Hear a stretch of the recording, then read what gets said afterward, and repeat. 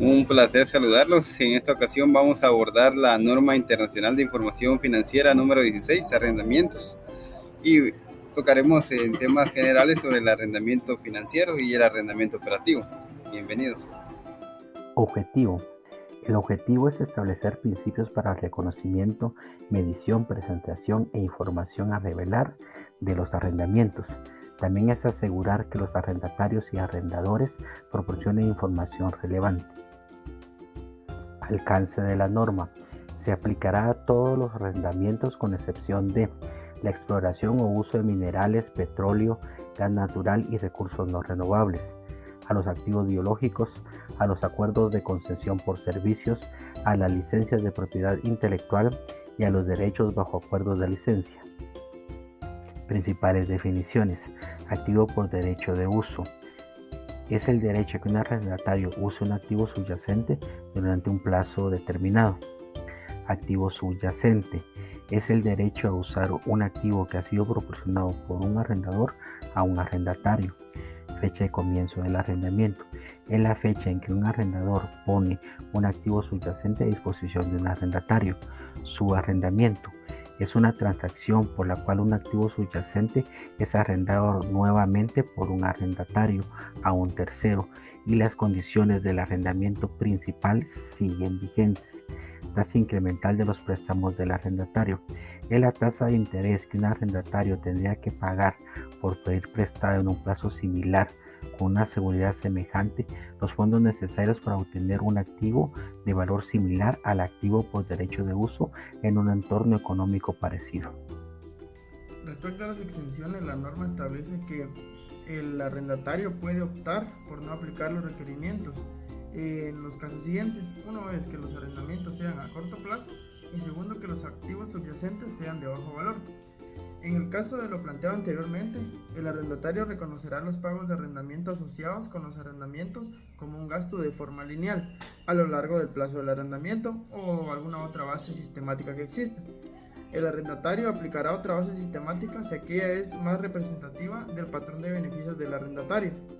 Ahora bien, si el arrendatario estaba contabilizando los arrendamientos a corto plazo, aplicando lo que establece la norma, también considerará el arrendamiento como un arrendamiento nuevo en el caso de que haya una modificación del arrendamiento o se ha producido un cambio en el plazo del arrendamiento. Por ejemplo, el arrendatario ejerce una opción no incluida anteriormente en su determinación del plazo del arrendamiento. Ahora hablaremos de la clasificación de los arrendamientos. Hablando del lado del arrendador, podemos clasificar los arrendamientos como arrendamiento financiero y arrendamiento operativo. Cuando hablamos de un arrendamiento financiero es cuando se transfiera sustancialmente todos los riesgos y ventajas inherentes a la propiedad de un activo subyacente. Un ejemplo de una situación para clasificar el arrendamiento como financiero puede ser cuando el plazo del arrendamiento cubre la mayor parte de la vida económica del activo subyacente, incluso si la propiedad no se transfiere al final de la operación. Otro ejemplo podemos decir que es cuando el activo es de una naturaleza tan especializada que solo el arrendatario puede usarlo sin realizarse modificaciones importantes. Cuando hablamos de arrendamiento operativo es cuando no se transfieren sustancialmente todos los riesgos y ventajas inherentes a la propiedad de un activo subyacente. Por ejemplo, puede ser si el arrendamiento no tiene una opción de compra. Y para clasificar un arrendamiento como financiero o operativo depende de la esencia de la transacción y no de la forma del contrato. Hablando de subarrendamiento, cuando el arrendamiento principal es a corto plazo, el subarrendamiento se clasificará como operativo según párrafo B58 de la NIC 16 nos habla sobre la identificación de un arrendamiento en el párrafo 9. Para ello, la entidad evaluará si el contrato es o contiene un arrendamiento, de tal forma que analizará si la entidad tiene el derecho a controlar el uso o obtener todos los beneficios económicos del uso del activo, o bien sea derecho a decidir el uso del activo. De igual forma, la entidad evaluará el periodo de tiempo, es decir, la cantidad de uso de un activo o las unidades de producción. Para entender mejor este concepto, veamos algunas preguntas que nos plantea la norma. ¿Existe un activo identificable? Es decir, ¿se puede identificar este activo? En el caso de ser negativa la respuesta, pues nos estamos topando a un contrato que no contiene arrendamiento. Pero, de ser afirmativa la respuesta, nos hacemos la siguiente pregunta. ¿Tiene el cliente el derecho a obtener sustancialmente todos los beneficios económicos del uso del activo a lo largo del periodo de utilización? De ser positiva la respuesta, nos preguntamos entonces, ¿tiene el cliente, el proveedor o ninguna parte el derecho de dirigir cómo y para qué propósito se usa el activo a lo largo del periodo de utilización? Pues consideremos que si lo tiene el proveedor, este derecho de dirigir, entonces no es un contrato de arrendamiento financiero. En el caso de que el cliente tiene este derecho de dirigir, entonces nos encontramos en una situación de un contrato de arrendamiento financiero. En el caso de que ninguna parte tenga este derecho, nos hacemos la siguiente pregunta. ¿Tiene el cliente el derecho a operar el activo a lo largo del periodo del uso, sin que el proveedor tenga el derecho de cambiar esas instrucciones de operación? En el caso de que no, pues no estamos ante ese arrendamiento financiero. En el caso de que sí, nos hacemos la pregunta, ¿diseñó el cliente el activo? ¿De qué forma predeterminada? ¿Cómo y para qué propósito se usará a lo largo del periodo de utilización? En este caso, si la respuesta es positiva, nos encontramos ante un contrato de arrendamiento financiero. De lo contrario, encontraremos que no estamos ante este contrato. Reconocimiento y medición. Al iniciar, el arrendatario reconocerá un activo por derecho de uso y un pasivo por arrendamiento. La medición inicial para el activo es adicionar el valor de la medición inicial más los pagos anticipados, más costos directos iniciales, más costos para desmantelar, retirar o restaurar, menos los incentivos recibidos. Y para el pasivo es la adición de pagos fijos menos los incentivos por cobrar, más pagos variables, más pagos bajo garantía del valor residual y más la opción de compra y los costos de terminación por el arrendamiento. En la medición posterior, el arrendatario reconocerá el activo por derecho de uso, el modelo del costo, siendo este costo menos depreciación acumulada y pérdidas por deterioro de valor, más menos ajustes por nuevas mediciones. Y para el pasivo por arrendamiento, más el importe en libros que refleje el interés, menos el importe en libros de pago realizados, más nuevas mediciones. Es importante que en el activo por derecho de uso se pueden utilizar también los modelos de valor razonable y de revaluación. El reconocimiento de arrendamientos financieros. Al iniciar, el arrendador reconocerá en sus estados financieros los activos que tengan arrendamiento y los presentará como una partida por cobrar. En la medición inicial usará la tasa de interés implícita y en la medición posterior transferirá sustancialmente todos los riesgos y ventajas inherentes al activo subyacente. El reconocimiento y medición para los arrendamientos operativos corresponde a que el arrendador reconocerá los pagos por arrendamiento como ingreso de forma lineal o de acuerdo con otra base sistemática, como gasto los costos incluyendo la depreciación, costos añadidos incurridos para obtener el arrendamiento o costos directos iniciales. Al determinar deterioro de valor, debe aplicar NIC 36. Hasta este punto ya se ha tocado el tema de reconocimiento y medición de los arrendamientos. Por lo tanto, en esta sección abordaremos lo que es la presentación de los arrendamientos precisamente en los estados financieros. Recordemos que los estados financieros van a presentar de manera fiel y relevante toda la información y por ende lo de arrendamientos no es la excepción. Considerando esto, nos vamos a enfocar en primer punto al lado del arrendatario. En esta sección pues abarcan 3 estados financieros, lo que es el estado de situación financiera, el estado de resultados y el estado de flujos de efectivo. En primer punto está el estado de situación financiera, donde viene la norma y nos enmarca que se deben reconocer activos por derecho de uso y los pasivos por arrendamiento de forma separada. ¿Por qué hace esta diferenciación? Pues recordemos de que un arrendamiento es un bien que se tiene por derecho de uso únicamente y no es un activo que le pertenezca a la empresa. Por eso dice que se debe hacer esa diferenciación para tener claro cuál es el activo arrendado. También está lo que es el estado de resultados, donde acá se van a reconocer 2 gastos.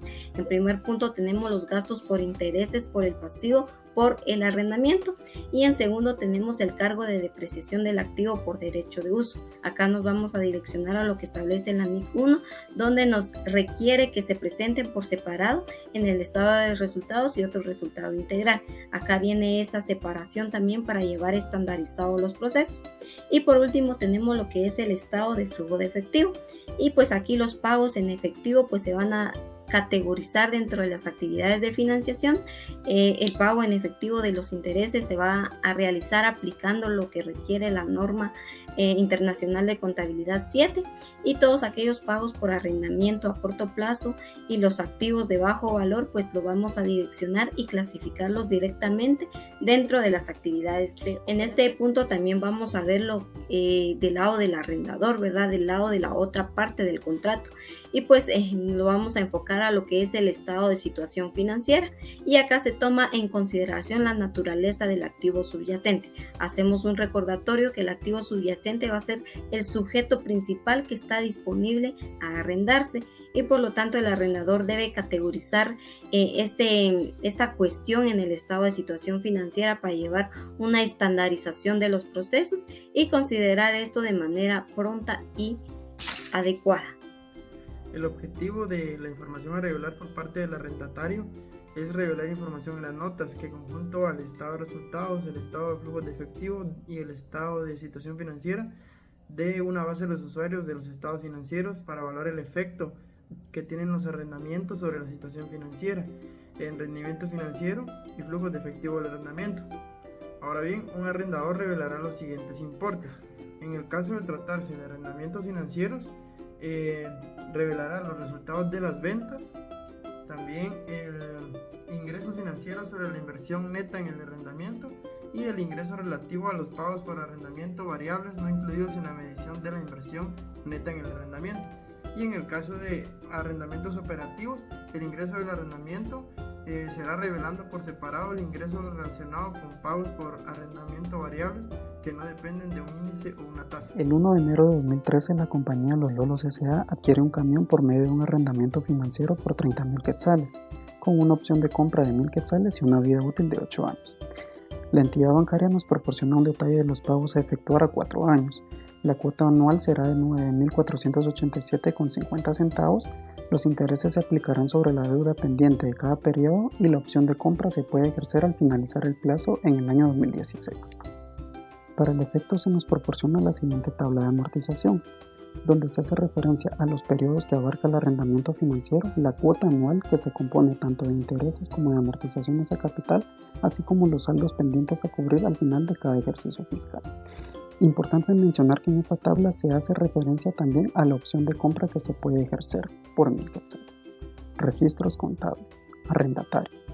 En la póliza 1 reconoce un activo por el derecho de uso de vehículo y un pasivo por el arrendamiento contraído. En la partida número 2 se registran los pagos efectuados. Como podemos ver, está la amortización a capital y los intereses gasto que se generan de esta operación. En la partida número 3 se ilustra el registro contable que se debería de correr por las depreciaciones en las que se incurre anualmente, mientras que en la póliza número 4 se hace o se presenta el caso hipotético de que se ejerce la opción de compra, asentando el registro correspondiente. Ahora vamos a visualizar la contabilidad desde la perspectiva del arrendador. En la partida número 1 se ve cómo transfiere todas las ventajas y los riesgos inherentes al activo que está brindando en arrendamiento financiero. En la partida número 2 vemos el registro de las cuotas que percibe por el vehículo brindado en arrendamiento. En la partida número 3 vemos cómo se presenta el escenario hipotético en el que se ejerce la opción de compra. En el 2007, el Colegio de Contadores Públicos y Auditores de Guatemala adopta la NIF por primera vez y sustituye los PCGA. En el 2009 empieza de carácter obligatorio por parte del colegio. Para el 2021, el 2 de junio específicamente, nace el decreto 2-2021, Ley de Leasing en Guatemala. Esta ley de leasing regula la NIF 16, específicamente en su artículo 6. En la actualidad, este artículo 6 dice que el registro de la información financiera debe llevarse bajo NIC